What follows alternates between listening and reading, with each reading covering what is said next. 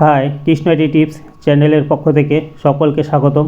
আশা করি তোমরা সকলেই ভালো আছো। তো আমি আজকে শেখাবো আমরা এমএস ওয়ার্ডে যখন কোনো কাজ করি তখন যদি কিবোর্ডে শর্টকাট কি ব্যবহার করি তাহলে কিন্তু আমাদের কাজের সময় কিন্তু অনেক কম লাগবে। এবার বিভিন্ন রকম এমএস ওয়ার্ডের শর্টকাট কি যদি আমরা একটু স্টাডি করি তাহলে কিন্তু আমরা কাজ করার সময় খুব ইজি প্রসেসে কিন্তু কম্পিউটারের যে কোনো কাজ খুব কম সময়ের মধ্যে করে দিতে পারবো। তো কিবোর্ডের শর্টকাট কি কিভাবে আমরা স্ক্রিনে ডিসপ্লে করব সেটি আমি দেখাচ্ছি স্টেপ বাই স্টেপ। তো প্রথমে আমাদেরকে ভিউ মেনুতে ক্লিক করতে হবে।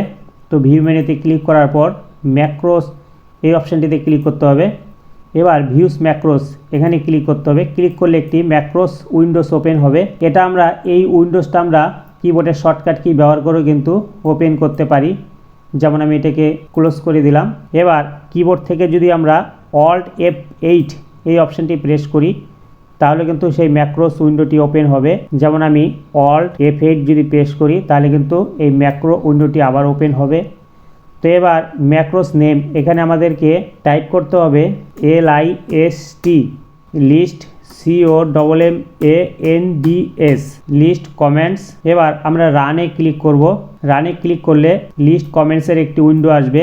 তো প্রথমে লেখা আছে কারেন্ট কিবোর্ড সেটিং, এটিকে ক্লিক করে এবার আমরা ওকেতে যদি ক্লিক করে দেই তাহলে কিন্তু সমস্ত এমএস ওয়ার্ডের শর্টকাট কিগুলো কিন্তু ওপেন হবে।